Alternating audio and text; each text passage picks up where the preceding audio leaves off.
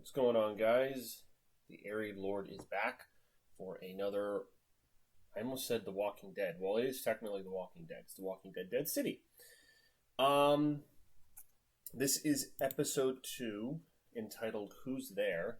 Um, I didn't realize that this was like a 6 episode season.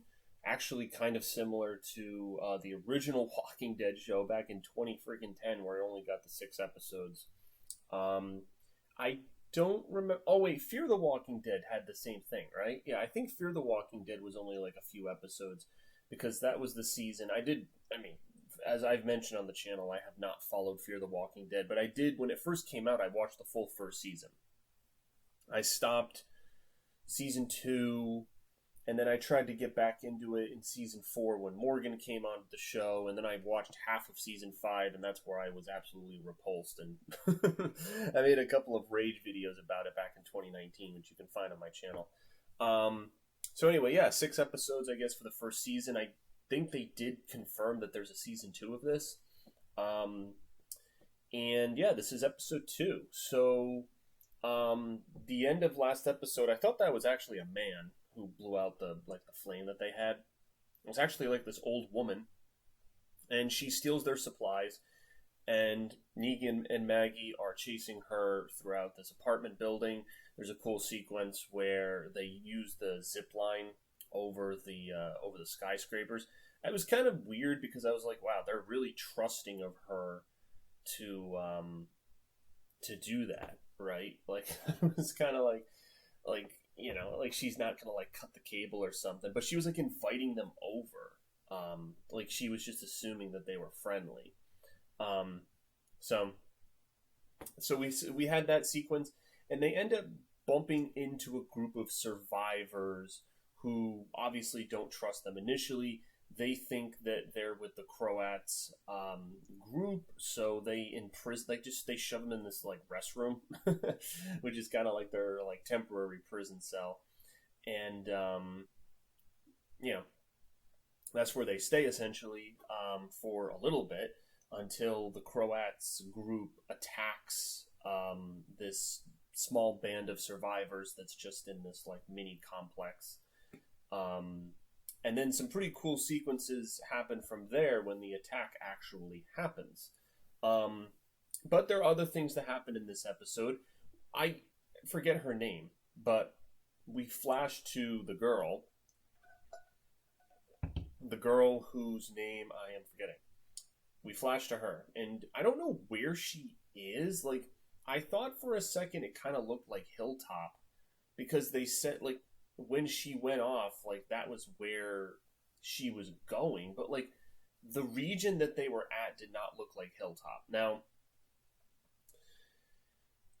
I'm trying to think because I don't know if that set was destroyed. Like when the original Walking Dead show ended, I don't know if they just got rid of the hilltop because I think they did that with Alexandria. Like they not filming there anymore, and they just gave it back to I think you can buy the houses there now or whatever where Alexandria used to be.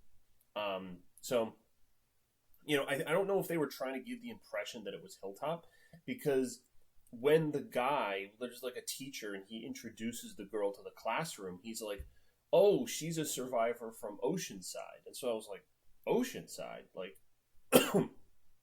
where do they think, like, number one, is that really where she's from? I don't think so.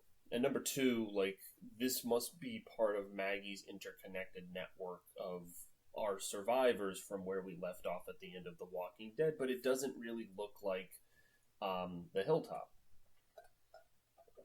So I'm sitting there wondering, where are we? I guess it doesn't matter much because spoilers at the end of the episode,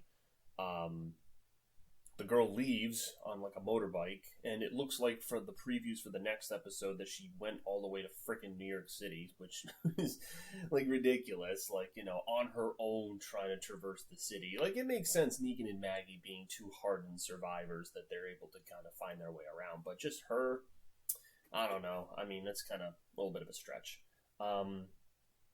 We do jump to the marshal that got knocked out at the end of the other episode.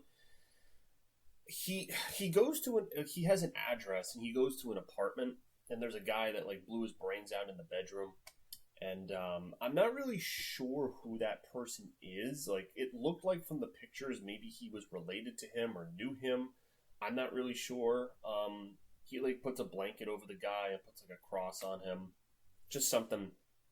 It's one of the Walking Dead has had many of these. These, showing you the horrors of the apocalypse, like what it forced people to do, the horrible situations they were in, the way that things were just kind of left behind. Like the kitchen is a mess. Like there's crud and dust everywhere. It's just that decrepit nature of things. And there are tons of episodes from the original Walking Dead that harken back to that. Always well done in the special effects department. I don't know how many of the special effects people from the original show came over to Dead City, but so far it's been like the walkers look like walkers. I mean, like the destroyed nature of New York City, like it's just it does feel like apocalyptic New York, like it really does. So I haven't had any problems there or any complaints there. By the end of the episode, the marshal guy like falls into one of the Croats' traps, and he gets captured. So, I'm still trying to figure out his angle. Like, we have a couple characters where we don't really know their angle or what their like what their background is. Like, the marshal wants Negan captured and hung for reasons we don't really know. And then the little girl has a connection to Negan, who maybe saved her. But like there's the story with her dad. Like there's just some fuzzy details. We don't know everything, and so we're just kind of letting the events speak for themselves. The other there were some really cool moments in this episode. I won't lie. Actually, there were probably more enjoyable moments in this episode than the premiere. Actually, the first being that Negan opens up about the Croat and like his history. Because this was my question last episode. Like, if this guy was a savior, why didn't we hear about him during the Savior War? Why wasn't he at any of the outposts? Did he die in the war?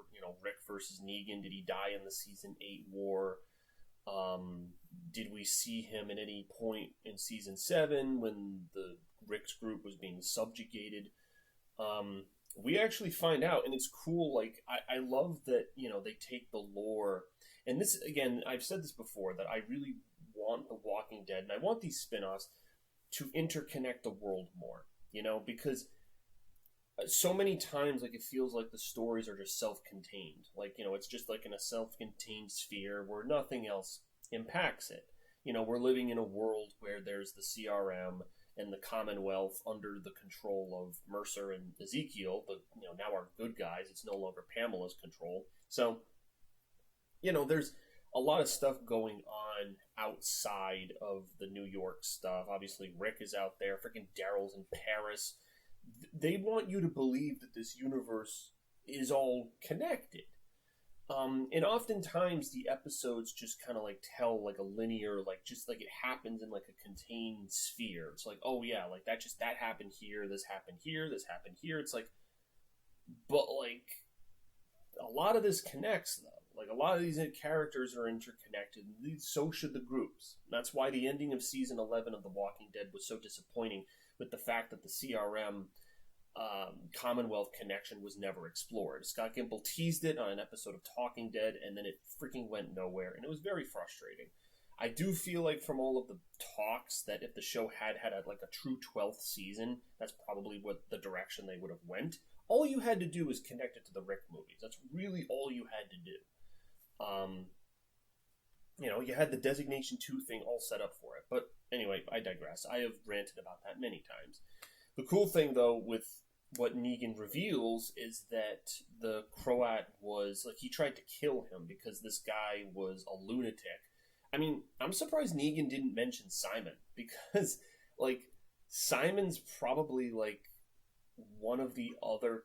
Negan had a lot of crazy, psychotic followers. I mean, this was the downfall of the Saviors, right?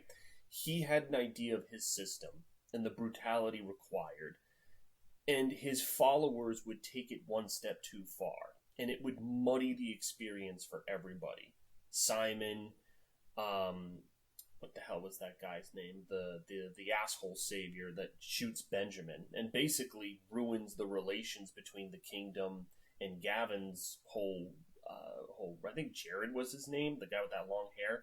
There were just a lot of problem saviors. Even the guys on the motorcycle that Daryl blows up with the rocket launcher, like just people that took it one step too far. Hence, see Oceanside with Simon killing off all the men that we learn later.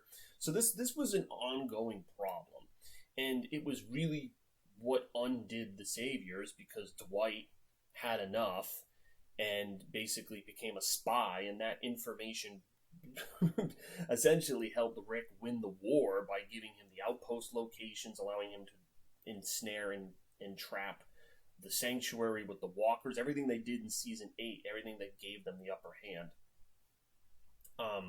So apparently the Croat was like, and he makes mention of this, that it was before Rick's group was in Alexandria, before Negan met Rick's group, and it was one of their first encounters, and I was surprised that they name dropped this. This is what I was about to say earlier, that they name dropped the kingdom. That it was the Croat's kind of like undoing was that he tortured or did something terrible to a young girl scout who was a scout for the kingdom, and the Croat did something that Negan did not like. I'm gonna maybe guess it was probably rape, knowing that Negan is not a fan of that. He killed friggin' Rapey Davy when he tried to go after Sasha, so I'm gonna guess it might have been something along those lines. And so Negan talks about trying to kill him, and he misses and shoots off his ear, and then the guy runs away and gets away. Now, first of all, just knowing Negan and the number of soldiers he had at his disposal, especially in the show, I'm kind of shocked that like he didn't find a better way to kill the Croat. Like, that's the first thing, first and foremost. The fact that where did he shoot him? Like, did he not have any other saviors around that could have disposed of him? Or did the Croat have supporters that went with him? He didn't really mention that second part. And then he gave Simon plenty of chances, right? Like, even after what Simon did at Oceanside, like, he gave Simon plenty of chances. And so you're saying that the Croat's actions were worse than Simon? Like, us knowing the whole history of the Saviors, like, it's interesting now, because and I'm interested to learn more about him and what he did, and I hope that more Saviors get name dropped. Maybe Simon gets name dropped, because like, does the Croat know the Saviors are gone? Because like, if this story is true, which it probably is, that Negan's saying, I mean, he was never present during the Savior War. And so also, how would he even know Maggie? Because he was banished and on the run when Negan met Rick's group. So how would he even know Maggie? Unless, like, he came back to find Negan, and then he discovered that, like, all the territory was changed and the Saviors were gone, so maybe he wanted to take his anger out on Maggie. I'm not really sure. I'm not sure about the chain of events there. We'll have to find that out.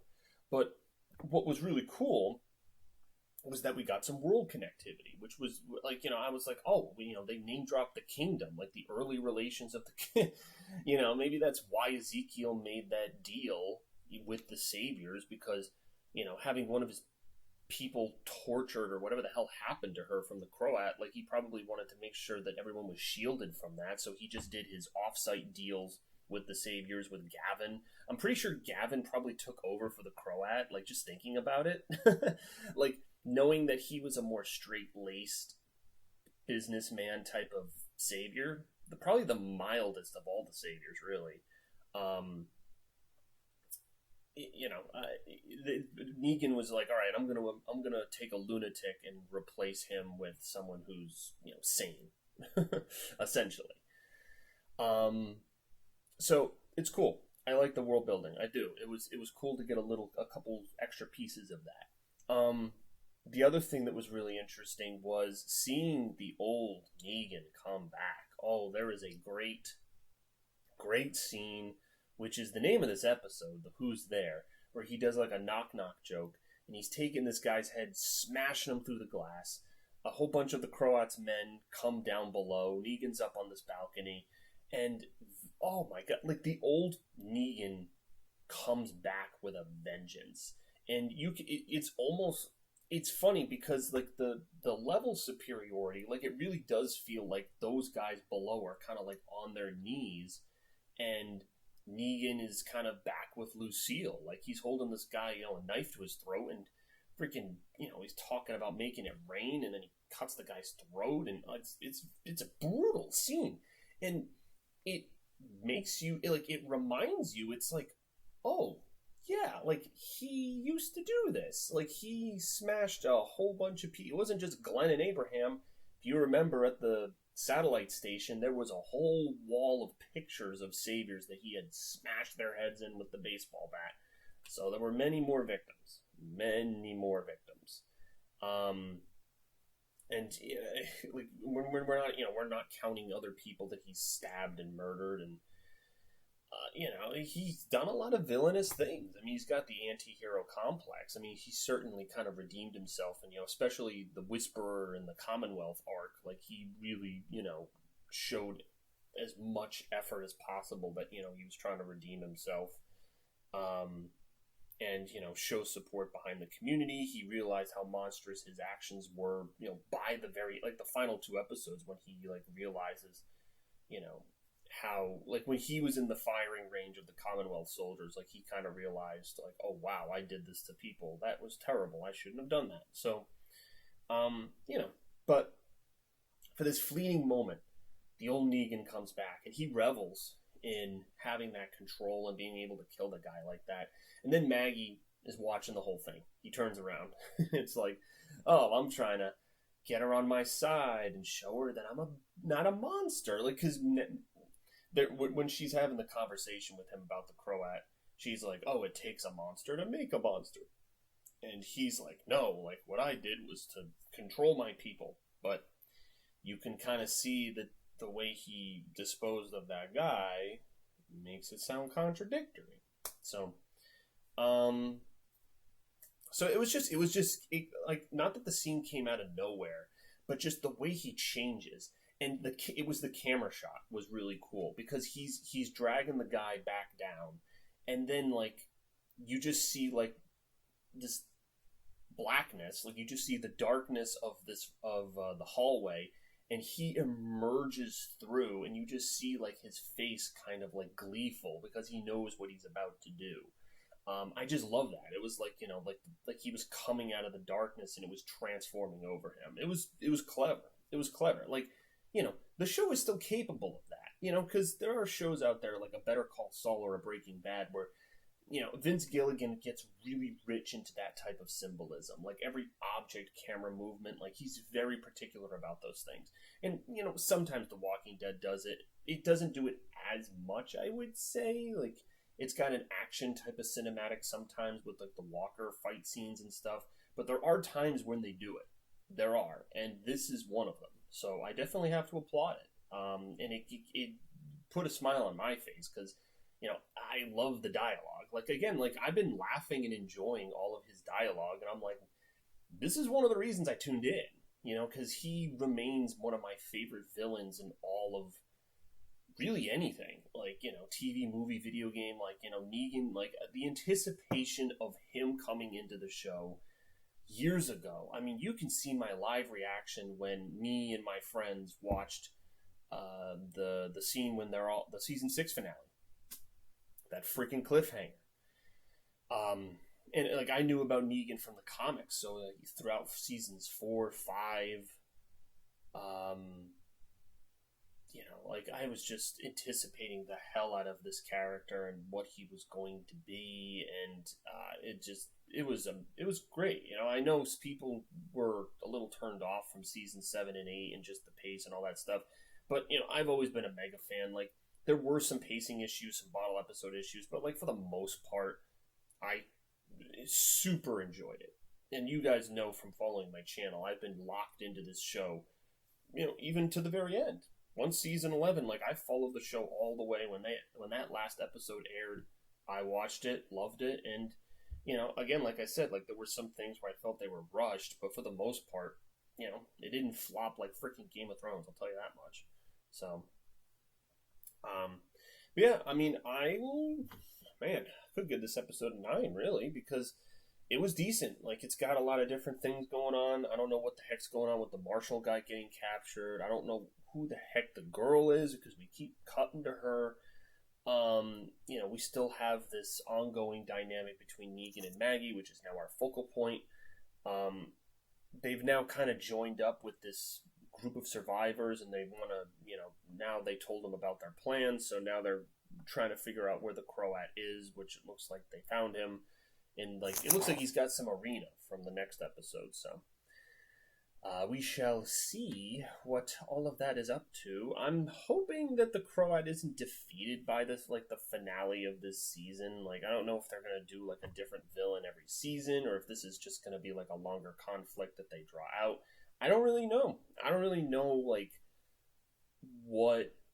Because the plot right now that's driving this is Maggie getting her son back and Negan's unfinished business with the Croat. So I don't know what they'll do beyond that.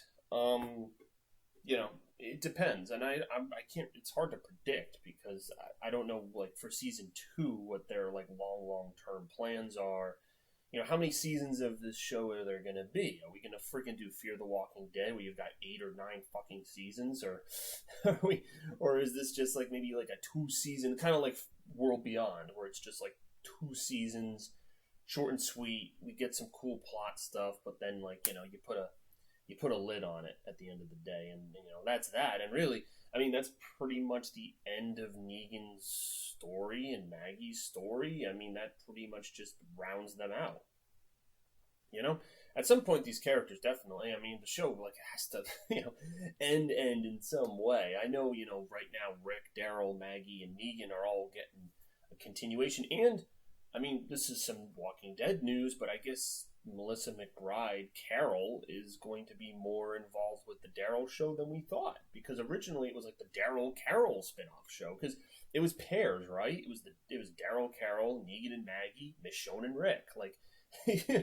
Everyone had their the duo, the dynamic, and then Melissa McBride apparently wasn't gonna be in it, but now apparently she is in it.